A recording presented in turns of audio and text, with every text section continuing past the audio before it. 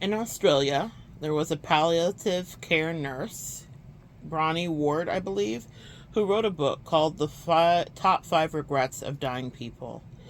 And it was a culmination of stories taken as, and palliative care is when you're dying. It means that you are close to death's door. It's associated with, in this country, in America, hospice, right? We would think of those two words together, so you would receive palliative care. And that means that she was privy to the words, the thoughts, the emotions, the most honest and earnest feelings of people when they were on their deathbed. And the general consensus, the thing that each one of these people said, is that they regret not being their true selves, not being authentic, not being honest. Greetings, guys. Welcome to my channel. My name is Monette. This is my channel, Evolve with Monette. For those of you that are new here, I'm a professional intuitive empath.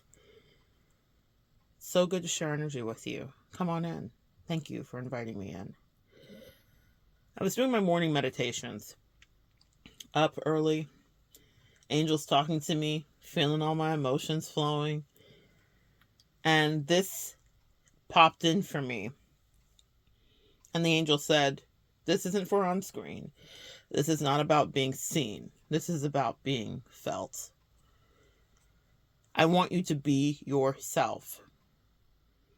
This year, I have been on a journey, and the journey has been about authenticity. That doesn't mean that the previous 43 years of my life versus this 44th, that I didn't live it, trying to live it right. But it is to say that I realized how important authenticity is to me regarding myself and also the relationships and friendships that I find myself in. And how when people are devoid of it, it repels me. And I'm allergic to that kind of energy. And so this is almost like this, it's when a scientist has this one major conclusion upon which the thesis can be written. I believe that this information was angelically given from my angels to me to dispatch to you, because they want you guys to know that this is the truth, and this is a one inalienable truth that was the general consensus amongst a collective of people that were handed out diagnoses that were literally life-ending. To be receiving palliative care means that they would no longer be here. And so, of course, they would talk to the nurse that was caring for them, Miss Bronnie. And they did so, and they told her each that they regret not living in authenticity. For example, saying, I really like this, when they really didn't. Or staying in a relationship when they knew they should have left. Or leaving a relationship when they knew they should have stayed, and maybe they let their ego get in the way. Does that sound familiar to any of you guys listening today? See, that's the thing. This is the human condition. And we are here for a short while with these beautiful missions, and we're all dispatched in, and it's easy to get distracted, and it's easy to find yourself in people-pleasing situations where you are emotionally impacted. Like a bowel impaction? Yeah, that part. Constipated. Energetically, not flowing free, not moving with ease, because you might be conditioned, which might be someone else's disease. Message. And so, having lived not on palliative care, but having a death scare, a near-death scare, I remember the day that I went into the hospital. And it was ironic. My mother had taken a nasty spill, and they wanted to put her into a extended stay care nursing home. And I said, you absolutely will not if I'm alive. So I moved in with my mother for a few weeks to take care of her, because for West Indian people, that is sacrilege. We do not put our parents in homes. We ride it out till the wheels fall off. And so I moved in with her, and then I got so sick. And I remember the day that I got so sick, because I got a notification on Facebook that gave me the anger ick. And I reached out to my brother-in-law, ironically, who had posted a lot of pics. He's a pic poster, and he did so without permission. And these weren't just any pictures. These were pictures of my wedding. So every Brad knows that you want to be the one that does the vetting of what gets seen and what angles and this and that. And he had all of these pictures that he had posted, terrible angles. And I got married on a beach all in Florida in the middle of the summer because I love I love the sun. I'm a Leo, y'all. So I love the sun. So it was hot, and so there was a lot of like patting that needed to be done. I was glistening, I was glowing, but I was sweating really, right? So my friends were so polite and sweet. They're like, "You're just glowing." I'm like, I'm drenched. But I wanted to kind of have the final say, and I specifically told him not to post those pictures on that day, but he did what he wanted to. And it wasn't that I was in people pleasing, but I was still navigating the, waters of, a new in-law ship and the rest of it. But I remember on that day being electrically pissed. Now, mind you, my body was spiking a fever and my organs were shutting down, and there was an infection that was trying to get to my bones, according to the MRI that I was shown hours later in the ER, of which put me into an emergency surgery and had people in full white suits coming in to speak with me, because what I had was something that they were terrified of, and it was a surprise to all of us because it didn't come in any normal kind of way. It was something that to this day is a nightmare for me. And so the what do they call it? Infectious disease specialists were all coming in to talk to me, and I thought, oh, I just need some antibiotics and they're going to send me home. And they said, "You're dying. And if we don't get you to the ER in the next 35 minutes, then you're not really going to make it, because once this infection that you can see that looks like lightning gets to your bone, that's it. We can't help you." Traumatizing to still even think about, but what was happening as I was at my mother's house trying to be the caretaker, ironically, is this electric anger washed over me. And I was so freaking pissed that he wouldn't and didn't listen to me, and that he posted these pictures, and I didn't get to verify and vet and Photoshop if I wanted to. Not that I do any of that, really. My pictures are my pictures because that's just me. But I was like, at least, get the angle right, sir. Wait for the photographer, which I had hired, and the drone guy and the whole thing to come back with his photography, because that's what I paid him to do. But in that moment, on my deathbed, of which I didn't know I was on, the anger and the authenticity came through. And I remember calling him.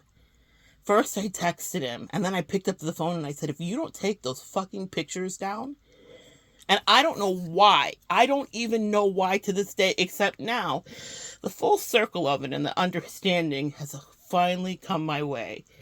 And upon stumbling upon this short today, I realized that the thin line between life and death made it so clear that it was my time to have something to say. And all that people pleasing and all that little dancing and dalliancing of trying to figure out how to be the polite in-law. I am a black woman married into a Caucasian family, so I certainly didn't want to be, quote unquote, any of the aggressives or any of the things. I wanted to be very demure, very mindful, very cutesy, but there was no cutesy when I was on death's door. And I didn't even know I was on death's door when I called him. I just knew that there was something in me that was like, this is not right. I don't like this, and it could be petty and it could be simple, but I'm willing to fight for this, and I'm willing to tell you how disrespectful I think it is, and that is not okay, and you better take every fucking picture down on this day. And I said that to him like that, in that way. And I don't usually talk to people like that. I can get very creative with my words. I can make sure you feel cussed out if I want to be heard, but without ever using a curse word. But what was going on in my body that was unbeknownst to me made it so that I could only live in authenticity. You guys get it? I didn't even have the ability to put on airs because I was miserable. I was dying as I laid there. I was in full fever. I had chills. I was sick. I didn't understand what was happening. I just knew something was wrong. I called one of my dear friends, and she came and literally had to pick me up and put me in the back of the truck because I couldn't even sit up. And her husband came and took me to the ER because I thought, I don't want to call an ambulance because this is just clearly, I just need some antibiotics. No. Within less than an hour of being in that hospital, I was on the operating table and had major surgeries. And ironically, because life is funny, I ended up in the very same long-term care facility to relearn how to walk that I didn't want my mother to be in. The whole reason that I had been over there. The whole reason, excuse me, that I had decided to move in for a few weeks to take care. And then my mother had to come visit me. Life is funny.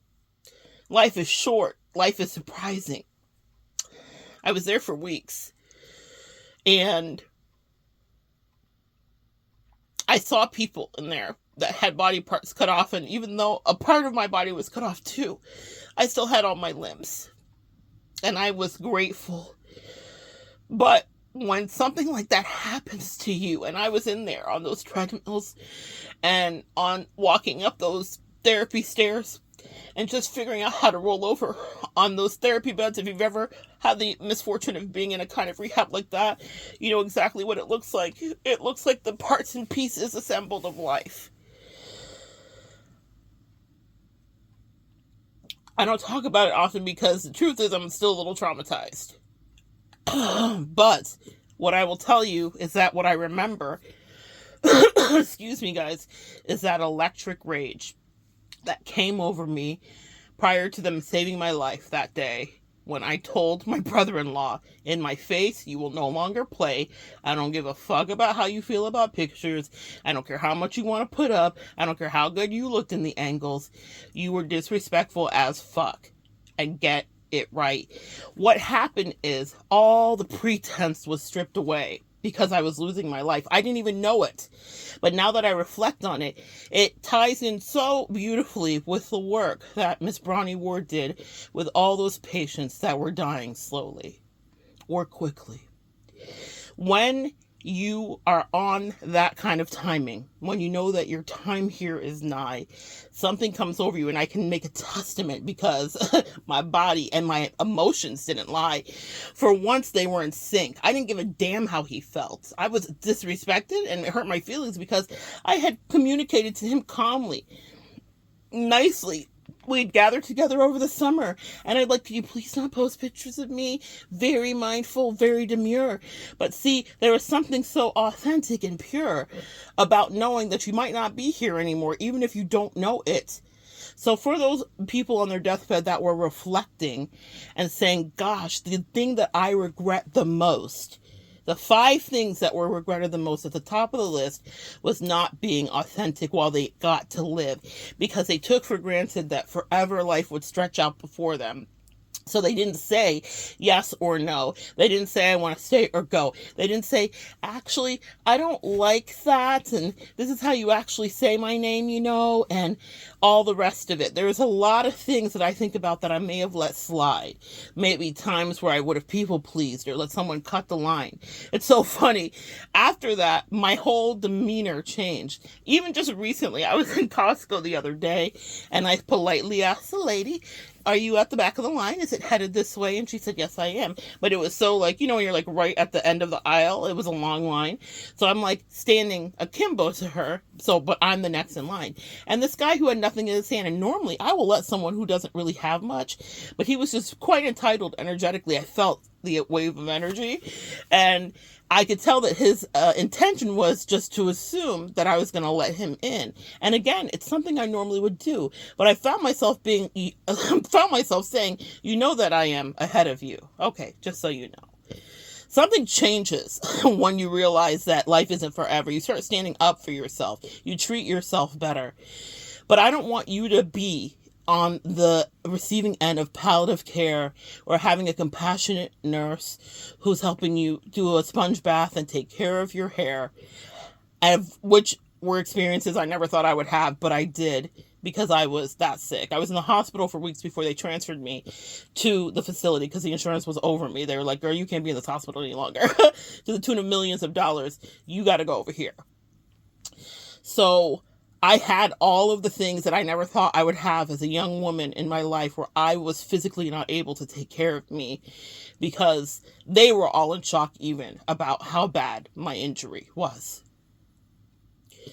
When you have that kind of situation happen, it makes things very clear. But the message that I want to leave for you here today is this: don't wait until someone's telling you you only have 5 to 6 months, weeks, days. Don't wait until someone's in your face saying, hey, if we don't get you into surgery, you might not be here tomorrow. Don't wait thinking that you have time to borrow, because you do not. You are on borrowed time. And I don't want to make you feel uncomfortable. I don't want you to be uneasy, but I want you to live each day demanding authenticity. Demand it from yourself. Do you not like what's on your plate when it's served at the restaurant, but you don't want to make a fuss? Say something. Because you could leave that restaurant, it could be your last day. Have the best meal you can and have it in the best way, but speak up for yourself, guys. If you don't like the way you're being treated, excuse me, in a relationship dynamic, that's okay too. Speak up for yourself. There's something else for you.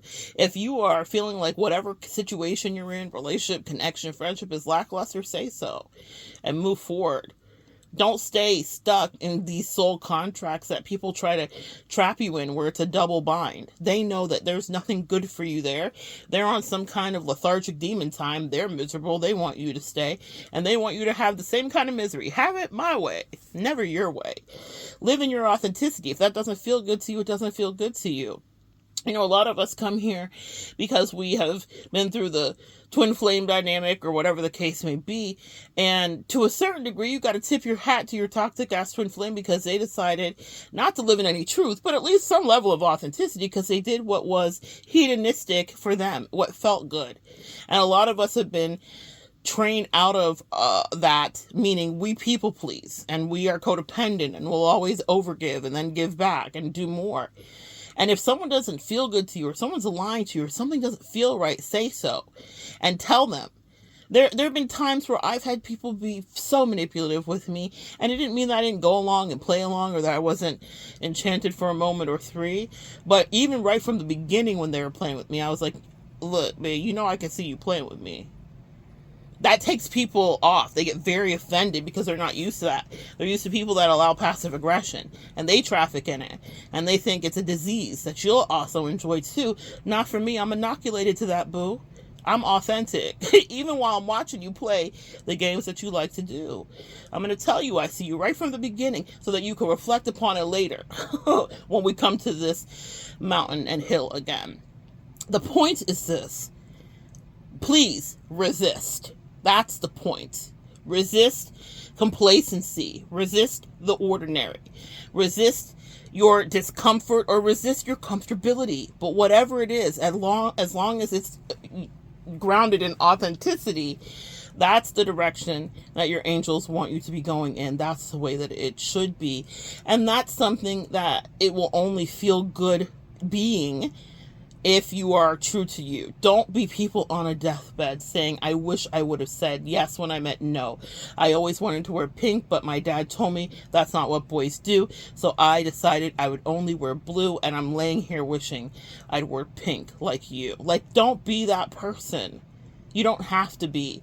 If you're under the sound of my voice, I know you won't be. I'm so proud of the work that you guys do daily. I'm proud of the letters. I feel honored. I feel so happy to get to hold space for you, to share these transmissions. You guys bear with me when I'm dealing with medical things you may not even know. And I'm so grateful for the way that there's a collective, there's a handful of you guys. And I don't want to say all the names, but you guys know who you are. I've spoken to you directly. I've written to you directly, parasocially. You're in my life for whatever reason, and I'm grateful for you. And I'm always here, and I'm always going to push through, but I push through because I want you guys to live in authenticity and live the best life that you can. I want you to be happy, whether you are with a woman or a man. I want you to be happy, whether you want to be hermited for life. I want you to be happy if you just want to live a life where you ride a bike. I don't care what you do on some Dr. Seuss type shit. Okay? We can be eat green eggs and ham. Sam I am. I just want you to tell someone if you really would prefer spam instead of ham. Okay? Live in your authenticity. It's okay. Be a Hawaiian legend. If you want a masubi and you don't want a green eggs and ham, that's okay. But I want you to say that today. I want you to practice this with me today. I want you to take the time to find the space. The angel said they'll make sure to send it your way to live in authenticity. I don't care if you don't leave your house today. Make a decision. Is there an outfit that you know you aren't wearing and you want to get rid of it because it doesn't make you feel great, but it's been in your closet? Be authentic and honor that. Get rid of that so that you can wear the thing that always makes you feel great. And if you go outside and you're with people today, don't be in the people-pleasing sort of way. Say yes when you mean yes. Say no when you mean no. And if you got to send back your plate because those eggs were runny and they're not hot to go, send them back, honey, and don't be sad about it. Or if you got to tell a parent that's been overbearing, I don't like this, or a friend or a coworker or an energy vampire, I don't have time today, sis. Say what you mean and mean what you say, and stand and be authentic, because you don't have to have any near-death experience to know that that is the way. You should have always told the truth. It was always the way to go. But it's okay. You don't know. You didn't know. As Maya says, when we know better, we do better. And now, if you've listened to this video, you officially know better. And now the impetus is on you to be the best earth angel and empath and live in authenticity and tell the truth. Even if it offends them, even if it offends you, even if it makes people uncomfortable. Because what you are doing is being a teacher by proxy and learning folks and showing them the lesson that this is what authenticity looks like. And this is how come I always receive my blessings. It's because even if you disagree with the way that I live and what you see, it was absolutely authentic to me.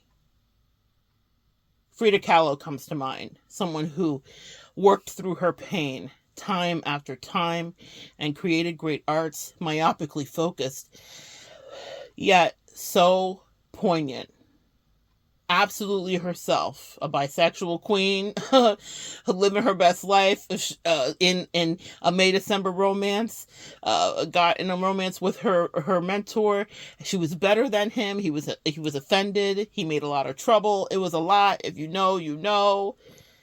But the thing about it is Frida had seeds to sow, and unfortunately, the contract that Frida came in through was one that was riddled with pain. Her whole life was physically painful and a lot of escapism. And yet she still created, and she was still herself, and she was still authentic, and she never tweezed that eyebrow. She never shaved it, and she could have. She decided she was just going to be authentically her, and now she is a symbol for authenticity. I want you guys to live as earth angels, as symbols for authenticity. You are people's Frida Kahlo in their life. Maybe I'm not wishing you the kind of pain that she had physically at all, but here's the thing, I know spiritually you had that level of pain if you're here. You've had despair, you've had letdowns, you've had tower moments. You've had to build yourself back up. You've had to own it. You've had your moments battling with escapism.